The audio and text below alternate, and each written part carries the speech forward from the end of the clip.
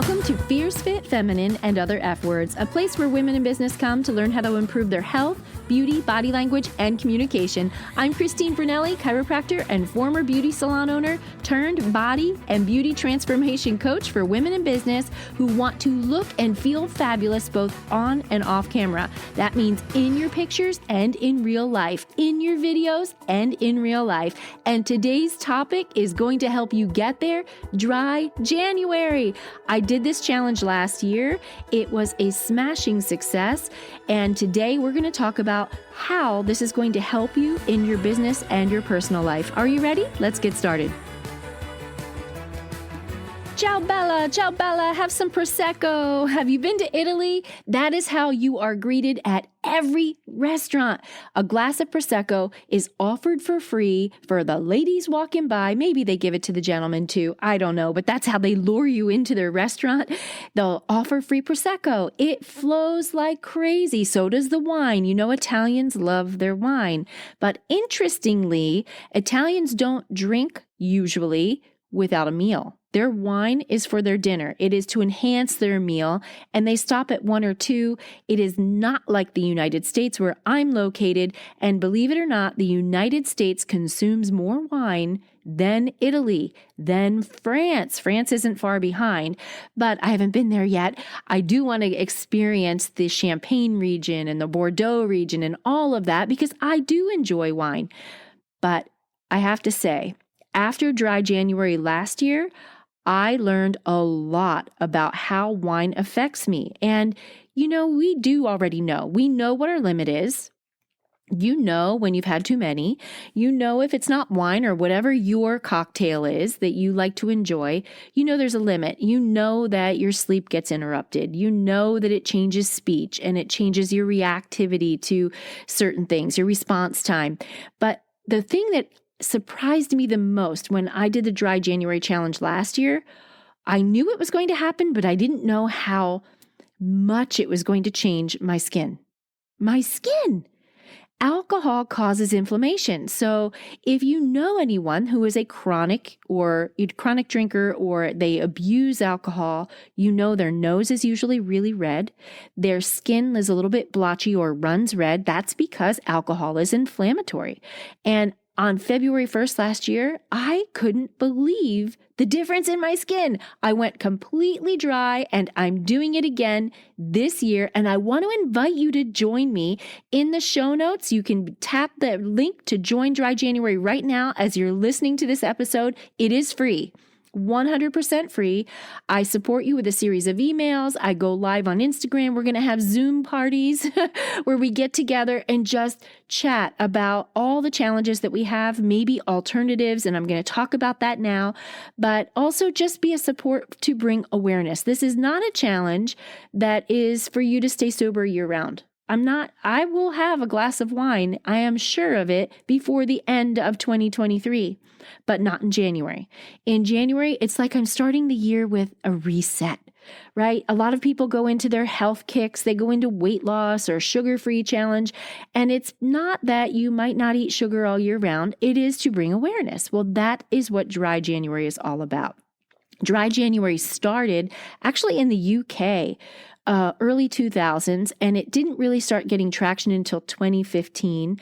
Last year, I think my little challenge was one of the few that I could find that was running on social media. There weren't very many. This year, 2023, multiple challenges. So it is gaining traction. And why is that? It is gaining traction for a couple reasons. One, we're starting to see celebrities talk about being sober. They're making it okay. I don't know why the general public wants to see a celebrity go sober before they feel like they need permission to go sober. We don't need permission. But for some reason, they're held to a higher standard and we think, oh, they're trying it, I'm going to try it. And I'm going to talk about that. But this is all about you. Where are you right now in your alcohol consumption?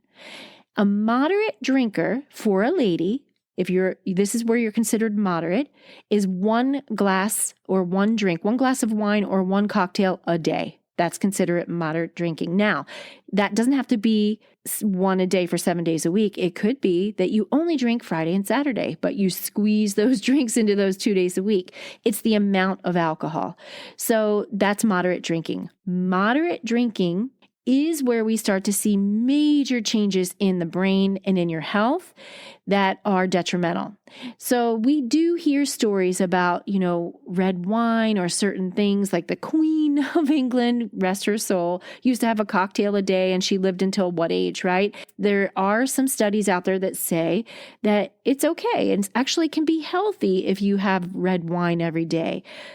I'm not here to dispute that, because there are studies out there that say just the opposite. And I'm not here to be on one way or the other. I'm not saying go sober all the way or, just drink in moderation. I'm just here to do Dry January.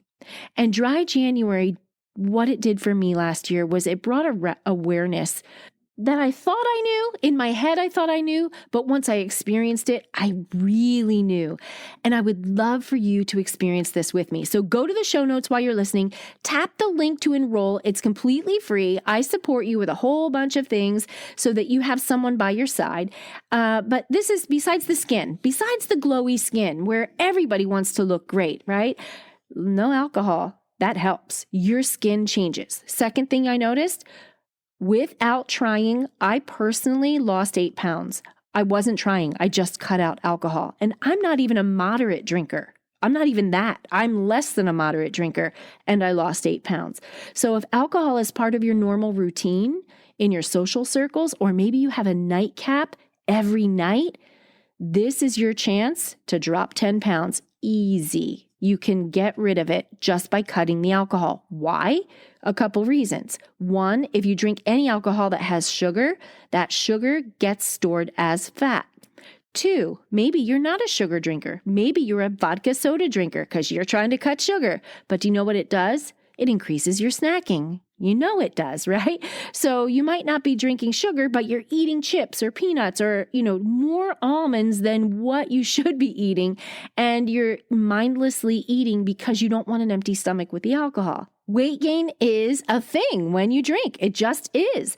So we have glowy skin as a benefit, and we have weight loss as a benefit. Do you know what another benefit is? Here, are you ready for this one? Better sleep. Drinking does help you fall asleep faster, but it's not restful sleep. It's disrupted sleep. If you've had maybe 3 glasses of wine too many, 2 cocktails too many, you knock out really fast, and then a couple hours later, you wake up, your body's in a sweat, it's trying to detox all the toxins that you put in your body, and the sleep is not restful. You wake up the next day, you don't feel great. You're going to have better sleep. As a result of better sleep, we have more energy. You start to be more alert. You start to have better focus and mental clarity. These are all benefits of Dry January. You will also notice something around your circle of friends. And this is something I really found interesting. When you don't order a drink out to dinner, they want you to have one. Why are you not drinking? They never say, if you're skipping certain foods, maybe you're gluten-free, they never say, well, why aren't you eating bread? Come on, have some bread. They usually won't do that. But boy, if they want to have a glass of something to drink and you're not drinking, they pressure you. And I felt that. I experienced that where it really bothered them. These people that really thought, why though? Why though? I said, I'm challenging myself to not drink, just to give my body a break. And some people are very open to it. People who have done it before, people who are more health aware, more conscious and self-aware. Other people, you'll notice it challenges them and it makes them uncomfortable. But you know what? That's okay. It's going to show you who is going to support you and who is going to go, I don't get it. You'll be amazed. I think you'll actually be surprised at the people that'll be like, oh, come on, one sip, you can do it. It's adult peer pressure. That's what it is. Like you're in middle school, but you're adults. Anyway, it happens. So one of the tips I give everyone who joins the challenge, and I'll share it with you here, is when you decide to try a Dry January challenge, announce it to everyone. Let them know. beforehand, hey, I'm going to be doing this for the entire month of January. I just wanted you to know, because that will prevent the pressure and the uncomfortable awkwardness for those people who really can't handle it. Or you may not see them for the whole month of January. You're going to have to be okay with that. Some of your friends are social drinking friends. Maybe they don't want to meet. That'll really reflect where your friendships are. It'll show you what they're rooted in. It's so interesting. That's another benefit, right? It'll just show you what kind of friends you have, who's there to support you, all of it. Now, there was something I mentioned earlier in the episode where I was talking about celebrity. And the celebrities here in the United States, there's something in California where the celebrities are saying, I'm Cali sober, California sober. Demi Lovato used that term, and some experts weighed in on what it means. Now, while it is something that, wow, for someone like her who was hitting rock bottom, she pulled herself out and said, I'm Cali sober now. And what that means is I'm going in moderation. She was close to dying. So, of course, everyone, we love her. We want her to be healthy. But Cali sober is more of a lifestyle where we're doing less. We're not doing as much. Or what they're doing is they're replacing, maybe I abused alcohol, so I'm going to replace it with marijuana instead. So they're adding substitutions, or they are just going way less than what they used to do. Well, if it's an addiction, going way less isn't really going to help, because addiction needs a stronger support than just minimizing. Minimizing helps, but addicts need deeper help. So dry January is really not the place for someone that's addicted. It's a place for someone who knows that they have abused it through the holidays, or they would like to cut back, or they got really in the habit during the pandemic. My goodness, we never had alcohol delivery, cocktails delivered with food until the pandemic. At least in the United States, you could order a Mexican dinner and have margaritas to go. Never happened before in the United States as a to-go service. And wine consumption skyrocketed during the pandemic. So if that's you, and it's just a habit, not an addiction, it's a habit that you know you want to break. That's what we're talking about. So Cali sober, when they minimize it, if it's someone that's truly an addict, that can still be risky and scary. But if they're replacing, and if it's you and you're replacing alcohol with something like mocktails, are those mocktails sugar laden?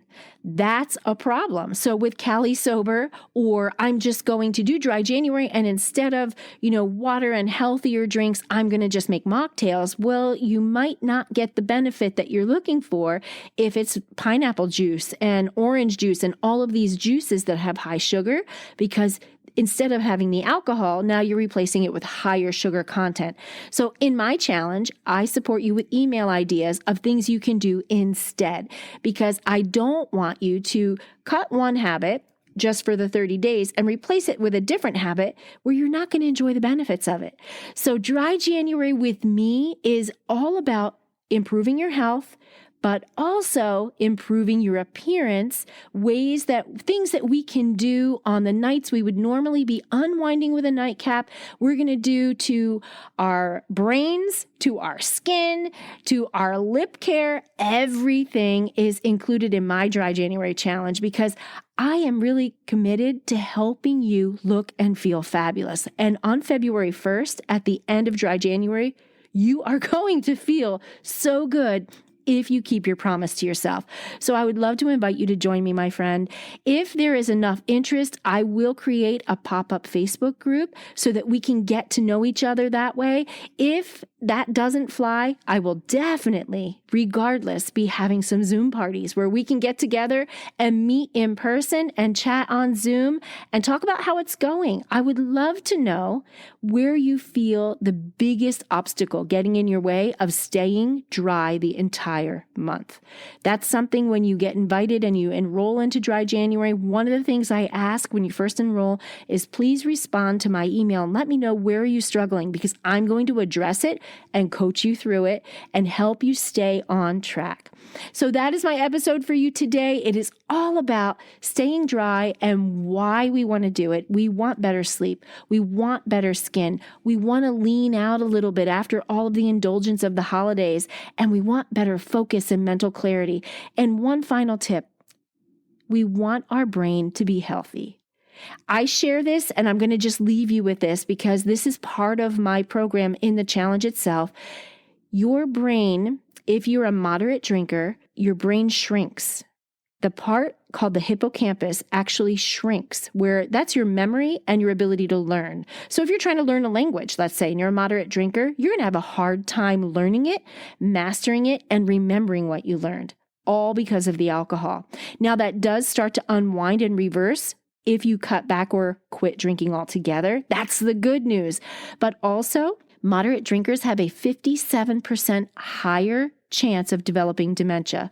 57%.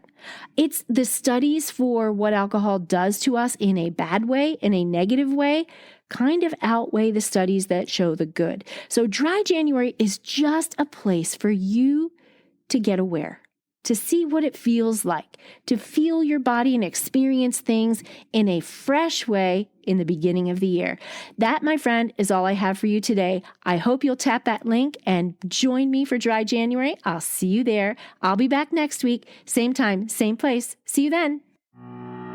New episodes of Fierce Fit Feminine and Other F Words are released every Tuesday. If you hit subscribe, you'll get notification. It will automatically load to your podcast library so that you know when a new episode is there for you. And until that new episode is released, my friend, I hope you have a fierce, fit, feminine, and fabulous day.